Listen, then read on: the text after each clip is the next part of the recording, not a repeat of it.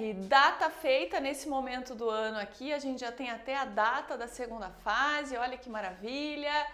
E chegou o momento da gente trabalhar com um gênero um pouco diferente, né? Debate virtual. Quem faz a Federal do Paraná não está muito acostumado com esse tipo de gênero, porque até então a Federal sempre cobrou assim carta ao painel do leitor, né?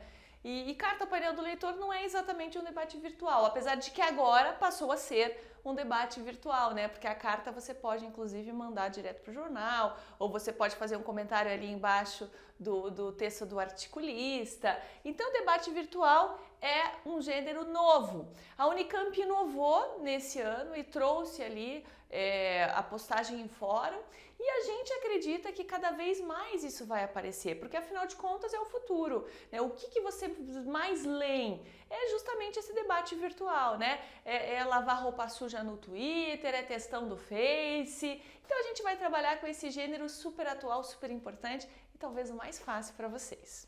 Então, lembrando, o que seria um debate virtual? Por exemplo, texto para blog.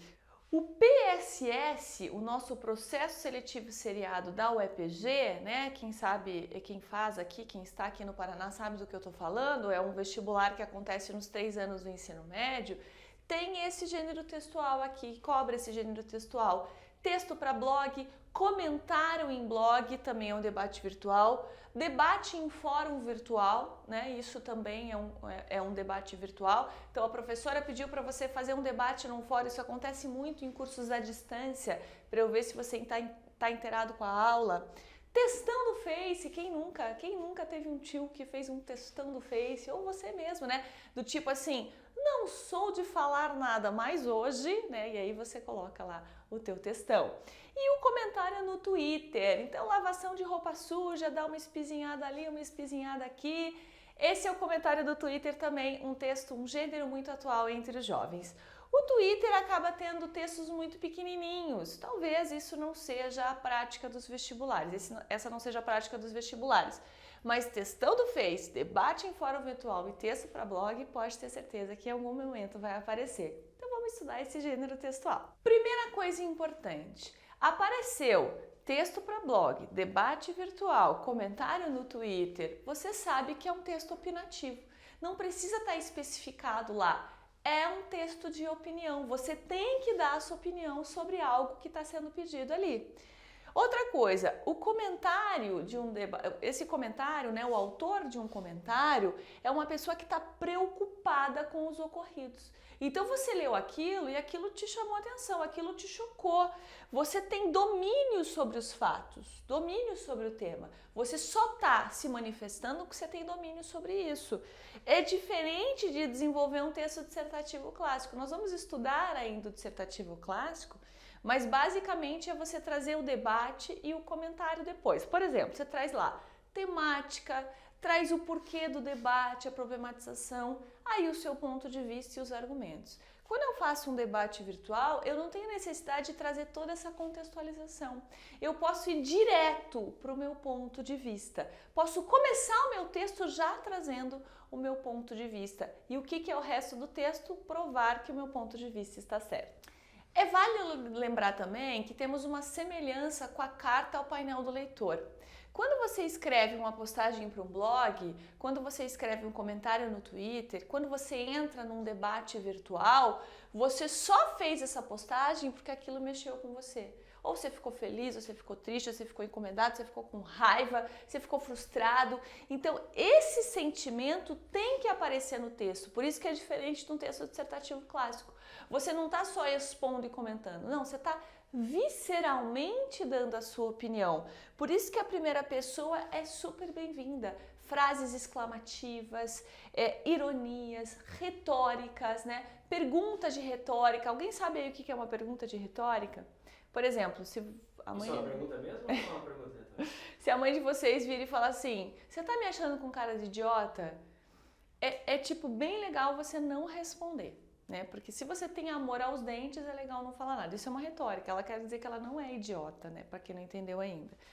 Então, ironias, retóricas, metáforas, nesse tipo de texto, super bem-vindo, porque você vai colocar muito você ali naquele comentário.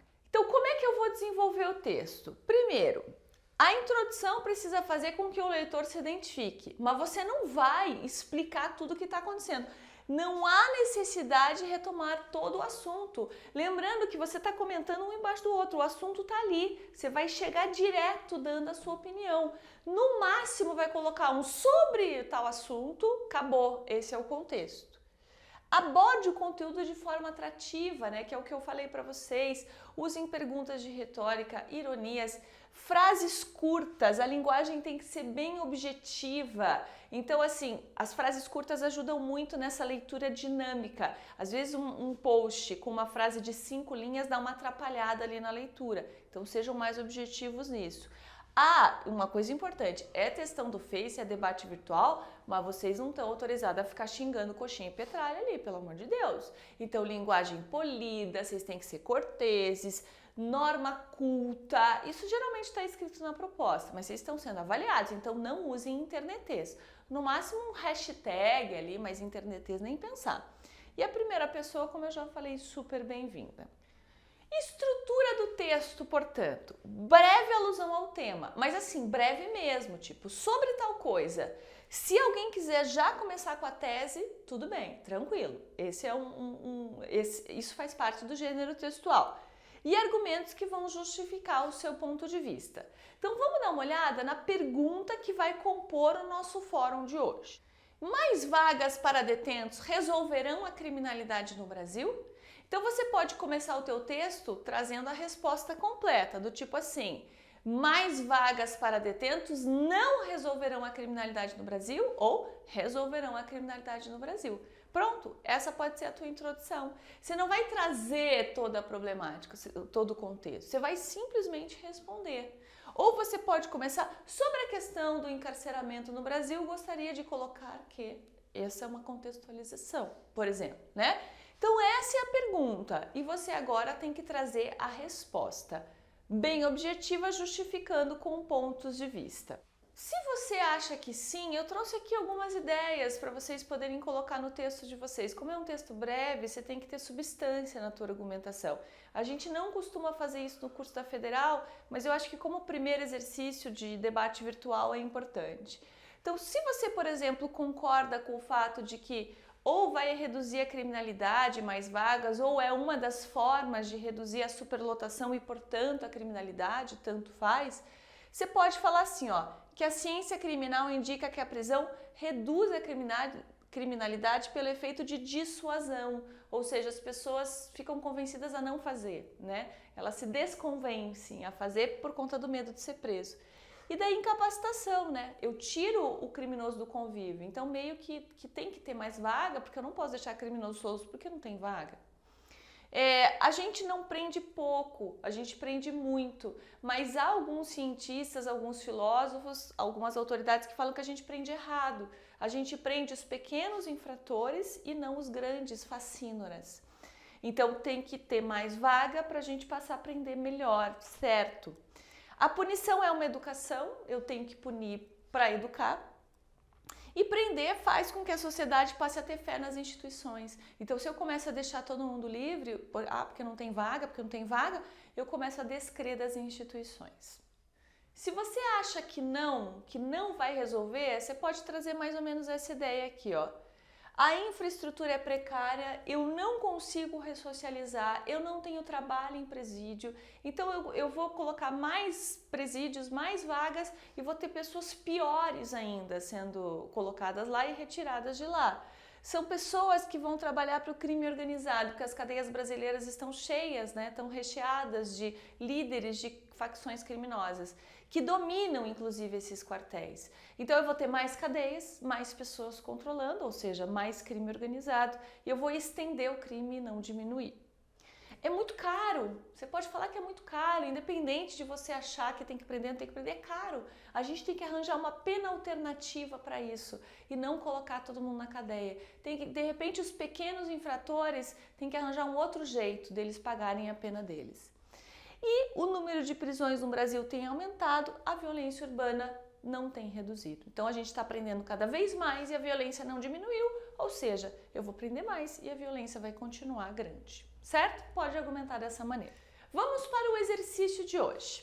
Sua professora de redação, no caso eu, abriu um fórum em um ambiente virtual para discutir a seguinte pergunta: mais vagas para detentos resolverão a criminalidade no Brasil? Redija uma postagem nesse fórum em que você responda a questão proposta com argumentos consistentes em defesa do seu ponto de vista. Seu texto deve ter até 10 linhas escritas. Vamos dar uma olhada num texto de verdade, num texto que compôs um fórum sobre esse debate, de encarceramento. Cada caso é um caso, e acredito não ser possível abrigar todos do mesmo guarda-chuva de prender resolve e prender não resolve. Na minha opinião, a punição deve sempre ter em vista a proteção da sociedade e a recuperação do infrator. Quando se trata de crimes com violência ou ameaça, ou quando a liberdade do sujeito pode interferir nas investigações ou representar qualquer outro risco, é inequívoca a necessidade, às vezes urgência, da prisão. Não acredito que o time de prisão não resolve proponha manter assassinos em liberdade. Em outros casos em que o bandido não representa riscos à sociedade e uma pena alternativa pode ter bom efeito educativo e reparador, vejo a prisão como um problema adicional. Em liberdade, o pequeno criminoso pode trabalhar, passar por algum tipo de habilitação, ter respaldo da família ou de órgãos competentes, etc. Não que isso seja plenamente feito atualmente, mas poderia, com um custo e dificuldade muito menor do que manter o gajo numa cela e resultados incomparavelmente melhores. Uma prisão acabaria com esta possibilidade e faz o trabalho voltar à estaca zero, quando não o inviabiliza por completo. Perfeito, né? Um texto que traz ali uma opinião meio termo, até vocês viram falando aquilo que eu dei a ideia de vocês, né? A gente tem que prender os grandes assassinos e não os pequenos infratores. De repente a gente pode ter penas alternativas para pequenos traficantes e não para grandes assassinos, certo? Agora é a sua vez. Entre nesse nosso debate virtual sobre mais penas, mais vagas na cadeia resolve ou não a criminalidade e mande pra gente. É isso aí, galera. Até a próxima aula.